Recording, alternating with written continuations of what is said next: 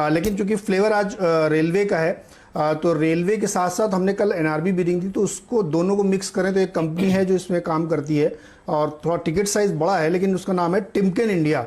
और इसको चुनने के पीछे वजह थी कि प्राइमरीली इनका काम जो है रेलवे सप्लाई से आता है और बड़े ऑटो कंपनीज की तरफ से आता है। ये बेसिकली बेरिंग बनाने वाली कंपनी है और एबीसी नाम की भी एक कंपनी थी, एबीसी बेरिंग, जिसको एक्विजिशन इन्होंने कर लिया था। उसके बाद इनका साइज और बड़ा हो गया है।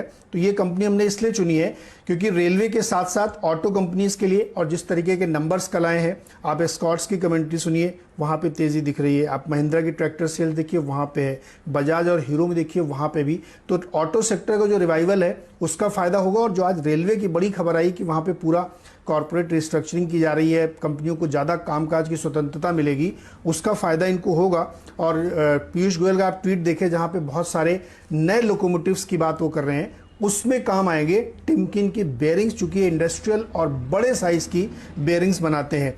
इसके अलावा इनमें अगर आप इनके नंबर्स भी देखिए, कुछ लोगों को बहुत दिलचस्पी होती है कि आप फिनेंशियल्स जरूर देखें, तो फिनेंशियल्स अगर आप इनके देखें, क्वार्टरली आप देख लीजिए, बीता क्वार्टर जो मार्च का बीता, इसमें 406 करोड़ का इन्होंने रेवेन्यू किया है और 61 करोड़ का प्रॉफिट किया है। और पूरे साल की जो उन्होंने क्लोजिंग की है वो 1600 करोड़ की है और 300 करोड़ का इन्होंने 246 करोड़ का मुनाफा दिखाया है।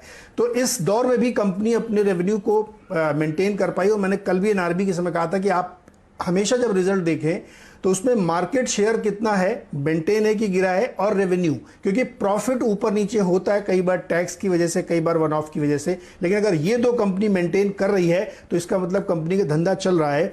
आप 2016 से लेकर 2020 तक आप देखेंगे कंटिन्यूअस इनका रेवेन्यू बढ़ता हुआ दिखा है। तो इसलिए टिमकेन को हमने शामिल किया है। और अब तो चूंकि रेलवे का फ्लेवर है, ऑटो सेक्टर में रिवाइवल है, तो यहाँ पे और अच्छी तेजी बनती है। मैं एक बात यहाँ पर जोड़ना चाहता हूँ। आज श्रीकांत चौहान साहब जो हैं वो हमारे साथ फोन पर जुड़ चुके हैं। जैसे ही आपने टिमकेन की बात करी, मैंने पीसीआर से, अपने प्रोडक्शन कंट्रोल रूम से कहा कि एक बार श्रीकांत जी को भेजो, जोड़ो। 8:33 पर श्रीकांत जी ने आज मुझे एक मैसेज भेजा था, टिमकेन इंडिया, इसकी स्टडी भी कीजिए please, best play on railway, और ये भी लिखा है could be a jackpot stock. तो हमारे साथ जुड़ चुके हैं श्रीकांत जी। पहले तो बधाई, आप सुबह सुबह बाजार खुलने से पहले कह रहे थे टिमकेन खरीदिए। बताइए क्या अच्छा लगता है आपको? कोटक सिक्योरिटीज के श्रीकांत चौहान बढ़िया रिसर्च के लिए जाने जाते हैं। टिमकेन में कितनी और तेजी देखने को मिल सकती है? आज जैकपॉट स्टॉक तो आशीष ने राइट्स का दर्जा दिया, लेकिन देखिए नीरज जी ने इसको नया खिलाड़ी का दर्जा दिया है। कितना भागेगा? चार्ट्स कैसे लगते हैं? धन्यवाद हेमंत जी। देखिए, क्या था कि लक्ष्मण रॉय की खबर थी और उस न्यूज में मैं हमेशा जो भी न्यूज आती है उसके मैं स्टॉक्स देख लेता हूँ, स्कैन कर लेता हूँ, और जो मुझे अच्छे लगता है उसमें से मैं भी रेकमेंड करता हूँ हमारे हाउस में। टिमकेन इंडिया में सबसे बढ़िया बात ये थी कि उसके जो फॉर्मेशन है वो क्लियरली इंडिकेट कर रहे हैं कि हायर टॉप हायर बॉटम में जा चुका है स्टॉक। और सबसे बड़ी बात यह है कि ये लॉन्ग टर्म जो चार्ट्स है वहां पे ये काफी अच्छे ब्रेकआउट में आ चुका है। यानी कि मुझे लगता है कि शायद ये स्टॉक अभी यहाँ से 1300-1400 के लेवल्स को छू सकता है।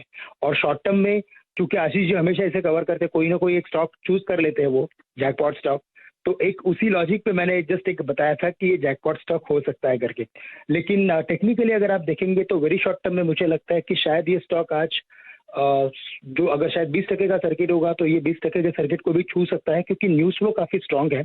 और अगर यहाँ पे अगर 5 ट्रेनें अगर निकलती है या तो बनती है अगर आने वाले टाइम में, अगर ये फोरकास्ट अगर रहेगा तो यकीनन ये स्टॉक काफी अच्छा रहेगा। और लास्ट में ये स्टॉक तब चला था जब बुलेट ट्रेन की बात निकली थी। तो मुझे लगता है प्राइवेट प्लेयर्स आएंगे, रेलवे को थोड़ा और एफिशिएंट करेंगे, तो सबसे बढ़िया स्टॉक टिमकेन हो सकता है। आई थिंक मुझे लगता है आशीष जी उसके ऊपर और अच्छी नजर डाल सकते हैं, क्योंकि वो फंडामेंटल एक्सपर्ट है। नीरज जी काफी एक्सपर्ट है, वो काफी अच्छे समझते हैं सेक्टर्स को।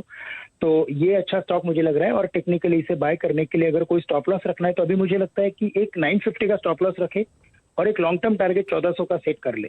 उस टारगेट के साथ अब इसमें ट्रेड करते रहिए। तो चलिए देखिए, एलिफेंट्स कैन डांस, इतना बड़ा हाथी शेयर ये नीरज जी हिला सकते हैं इसे। 8% ऊपर इस समय दिन के उच्चतम स्तर पर कारोबार करता हुआ। हेमंत जी, मैं फंड हाउसेस का नाम देख रहा था जो टिमकेन में इन्वेस्टेड हैं। सबसे पहले हमारे मित्र हैं सुंदरम म्यूचुअल फंड, जिनके सुनील सुब्रमण्यम साहब हमारे यहाँ बहुत आते रहते हैं, और उनका 3.25% स्टेक है इस कंपनी में। आप देखिए 11 फंड्स का नाम मेरे सामने है, 11 से भी ज्यादा। 4 और 4 8 और 12, माफ कीजिए 17 नाम मेरे सामने आए हुए हैं।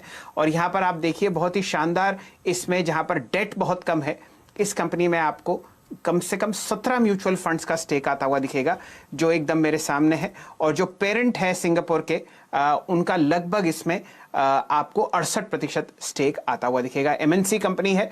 और एक और इंटरेस्टिंग आंकड़ा हम लोग देख रहे थे हेमंत जी, जितनी भी एमएनसी कंपनीज है डेट फ्री, वो आपको डिविडेंड पे आउट्स बहुत अच्छी तरीके से बढ़ाती हुई दिख रही हैं। कल मेरे ट्विटर फीड पर मैंने एक बहुत अच्छी स्क्रीन पे कंपनीज का नाम डाला था, जहां पर आपको डिविडेंड पे आउट्स बढ़ते हुए दिख सकते हैं। उसके पीछे कारण ये है कि जो पिछले साल का बजट आया था, उसमें आपने जो डिविडेंड डिस्ट्रीब्यूशन टैक्स है वो कंपनीज से हटाकर आपने इंडिविजुअल्स पर डाल दिया। तो जो भी पेरेंट कंपनीज हैं ओवरसीज, क्योंकि वो टैक्स ट्रीटीज के तहत में रहती हैं, और जहां भी कम डिविडेंड, जहां पर भी कम टैक्स होता है उस देश में उनको टैक्स देना पड़ता है। तो इसीलिए जितनी भी आप हमारी लोकल एमएनसीज देख रहे हैं, चाहे वो बेयर क्रॉप साइंस हो, चाहे वो ओरेकल फाइनेंशियल हो, चाहे वो सनोफी इंडिया हो, वहां पर आपको डिविडेंड पे आउट्स बहुत शानदार तरीके से बढ़ते हुए दिख रहे हैं। इसलिए टिमकन पर शायद आप नजर रखें, तो डिविडेंड पे आउट की वजह से भी तो भी आपको बहुत फायदा होता हुआ दिखेगा।